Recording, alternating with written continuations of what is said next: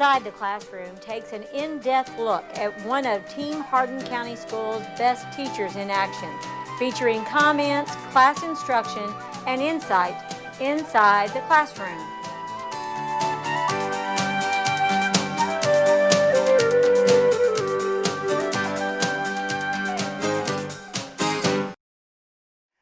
I became a teacher a little late in life. I started at 45. The biggest thing after working retail, I came to a point in my life that I just wanted to feel at the end of the day that I had done something good for someone and possibly help them in some way. And that's what drives me to keep working, keep getting better. All right.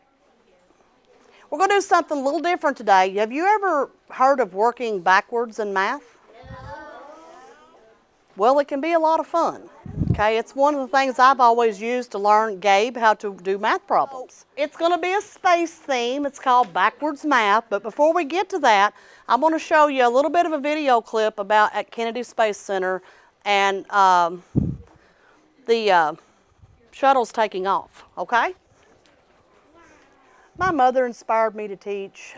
She was a Sunday school teacher. She loved children. And I always wanted to be a teacher, just didn't take advantage of opportunities when I was younger. And finally, when I did, I decided that's what I had to do because I learned from her on how to love kids and teach them.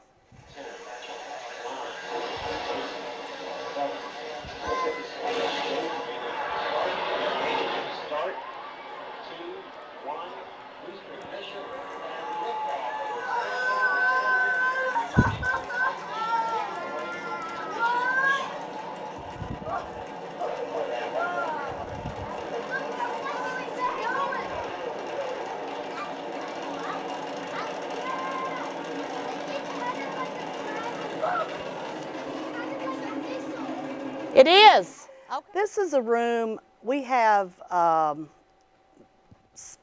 ability levels. I have a couple of groups of kids. It's doing mainly 4th grade math. They're going to be working on adjusting fractions and recipes, how to double a recipe, and then they're going to have to explain what they did. And then my on-level groups, they're going to be working backwards to solve multiplication equations, writing some word problems, and then drawing the pictures. Guys, so you ready to learn a little bit of math here? We're doing with spaceships? Okay. So we're going to do a couple examples before I break you up with your partner, okay? All right. So that's our video. So today I want us to be able to work backwards to write and solve multiplication problems. Okay, you're going to be able to write a problem. That sound fun? Okay? All right, so this is just an example. It's an addition problem, but we're going to start there. So, and it's about winter. So the answer is 18 snowflakes. Okay? So what is the question? I caught 20 snowflakes on my tongue, but then 2 melted away. How many snowflakes are left on my tongue? 18. Can we all write a problem like that? Absolutely. So and you're going to be asked to draw it. So if we're going to draw this problem, maybe, now you know I can't draw, so I'm just going to make circles. I'm going to make myself, how many do I need to make here?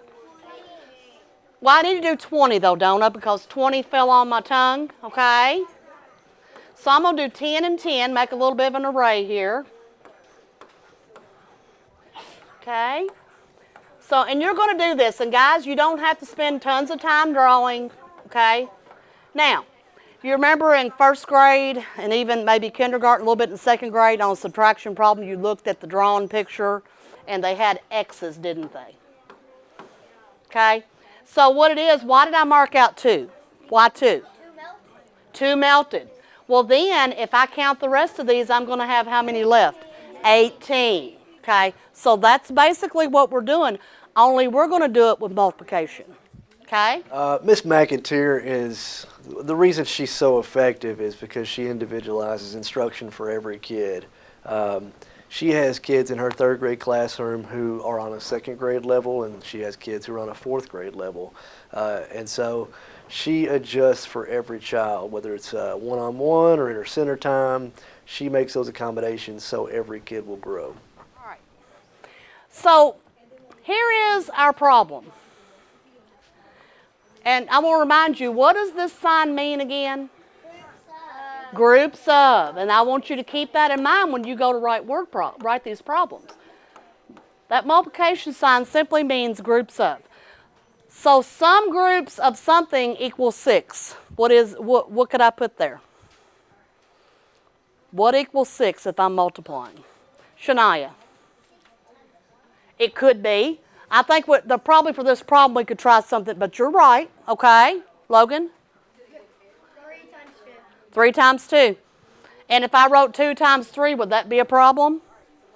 No, it'd be the same, wouldn't it? So we're going to do Logan's 3 times 2. That's your first step. Now, it says the answer is 6 mugs of hot chocolate. What's the question? So how could I write this to equal my problem match this equation, multiplication equation? Xander, what could I do? Well, you could just do 5. Well, but we have 6 mugs of hot chocolate. How can I group them in a word problem? Think about that. I like to do her math because right now we're doing a lesson and it's about fractions and baking, and I want to do that. Do we want to draw before we write the word problem? Would that help? Okay, let's do it. So what am I going to draw here, Haley? 3 circles. Okay. And then put 2. Yeah, if it helps to draw first, you can do that. Okay. So I'm going to put little 3 groups of 2 equals 6, right? Yes. Now, what could I do here? Count them all. Count them by 2. But to write a word problem, could I maybe have people in that word problem? Yes. How many? 6. You want 6 people? 3. 3, right? I would do 3. She makes learning fun by using bright colors, making it gross. She lets us have treats if we do good. She lets us have Chromebooks. She lets us just have fun. Do whatever we want. Aubrey, Xander, and Caleb. I think we have 3 of you in here. Drank. How many cups will they drink each? 2. 2 cups of hot chocolate.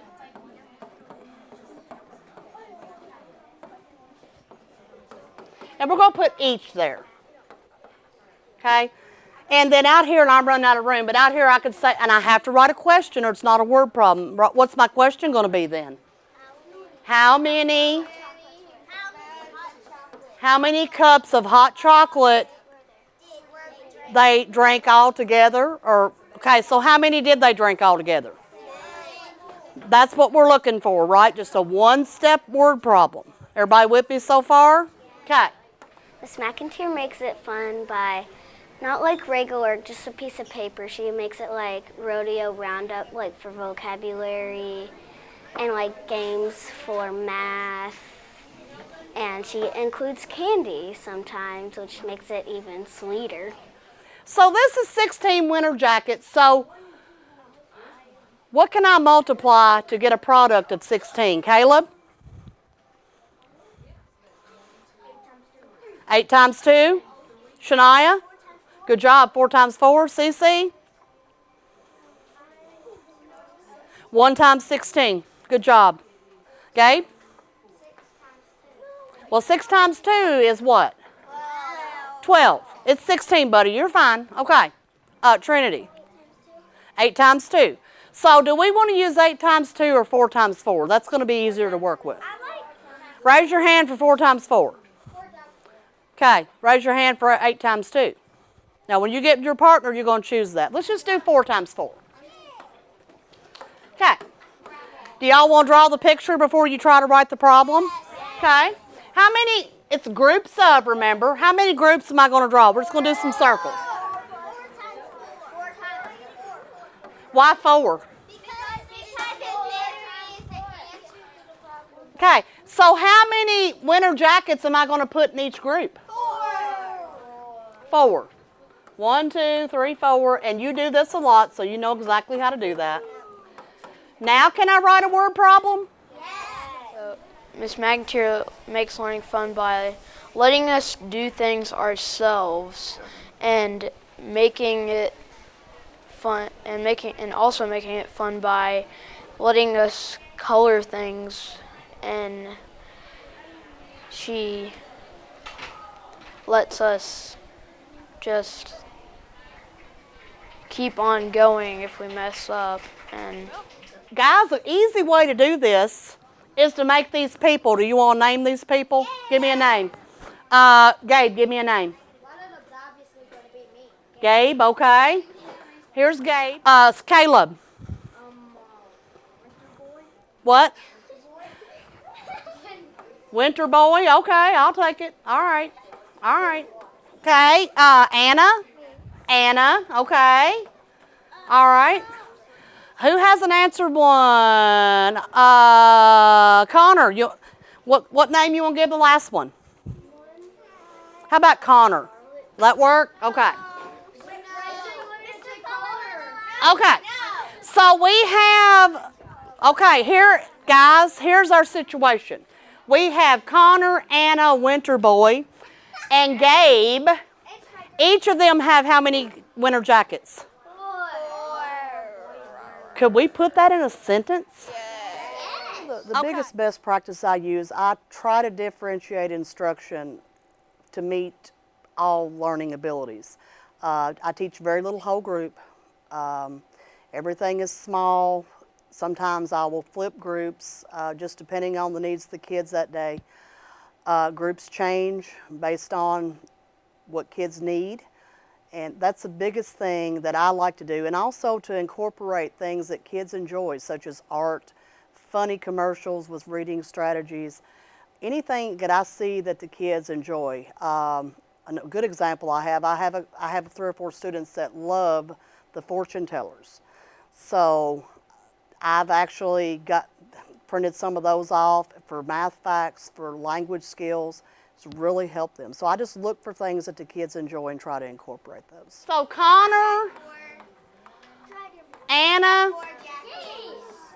Winter Boy, and Gabe had 4 jackets each. We can do that. And we're just going to say jackets. 4 jackets each. Right? So what's our question? Trinity, what's our question? How many jackets do they have? And you could say all together or in all. How many jackets do they have? You could say that too. Do they have? And guys, it's a question. So what do I end it? Would I end it? What punctuation do I end? Question mark. Give me a thumbs up if you think you're ready to roll on this. Okay. Well, if you go into Miss McInteer's classroom, it's going to look like organized chaos. To someone who's never seen it before, it's going to look like kids are just running around with no direction, but it's quite the opposite. Some of her best practices are small groups. She's very good at working with her assistants and creating those small groups where she may be teaching a group, the assistant may be teaching a group, and then two or three groups of kids who are working on the centers self-directed. So it's really impressive to watch, and it really takes time to establish that routine, and she's very good at that. Put your name on it somewhere. Everybody gets a booklet, but you and your partner are going to work together to write these problems, okay? You and your partner may go anywhere in the room as long as you're not disturbing another group, okay? Yep, take it to her. Mackenzie, here's yours and Gabe's, okay? You can sit wherever you'd like. Haley and Logan. Okay. Miss McInteer makes learning fun by, she makes it really colorful and like bright. So first of all, right here, Cece, we're going to solve that problem. So solve the equation first. Talk with your partner. What did y'all come up? Good job. Good job. Okay. Okay, you work with your partner, okay? Okay. So you did three people 5, right? Okay, start writing your problem. My favorite activity is reading and social studies. I like reading because she gives us challenges. And I like social studies because she lets us watch videos, she lets us read books and do articles. It's just fun. So what kind of problem can you make with rockets? You can name your groups if you would like to do that. Well, hang on. How about you name them first? That'll help. Okay, you all talk about it.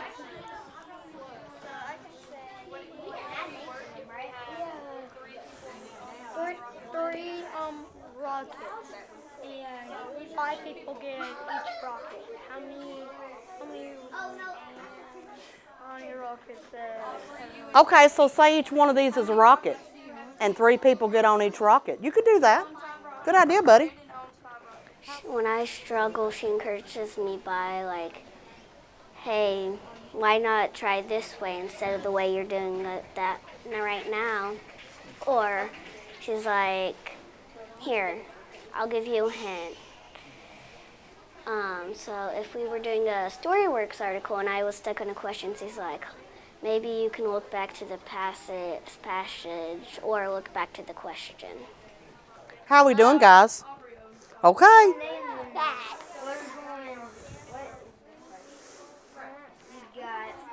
So write your statement and then your question. Make me a word problem, okay?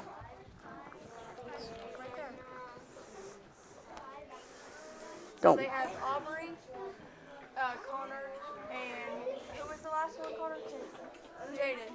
And they have 5 rockets. Guys, spell those names the best you can. It'll be okay. My favorite thing to do in Miss McInteer's classroom is probably either math or history, because in math she always makes things very fun and interesting, and in social studies she is 100% into that, and I love social studies. I always have. It's my favorite subject, and she always gets deep into everything in it. What?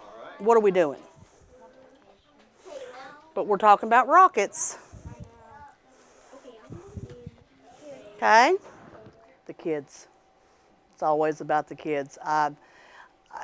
Just seeing them learn and just having kids, being able to love those kids and help them, that's my main focus, is the kids. So what's your word problem? What's your all's problem? 5 rocket ships. Okay, so there were 3 people that wanted 5 rocket ships. that. I like that. Okay. Very good, guys. Miss McInteer brings a lot to the table for her colleagues. Several leadership roles. She serves on several committees. She's also our ESS coordinator, so she's in charge of helping create schedules for our ESS team members, puts them in places where they can be most effective. She helps lead PLCs. Like I said, she's a member of our Learning Environment Committee, and also, I believe, our Social Studies Committee she's a member of.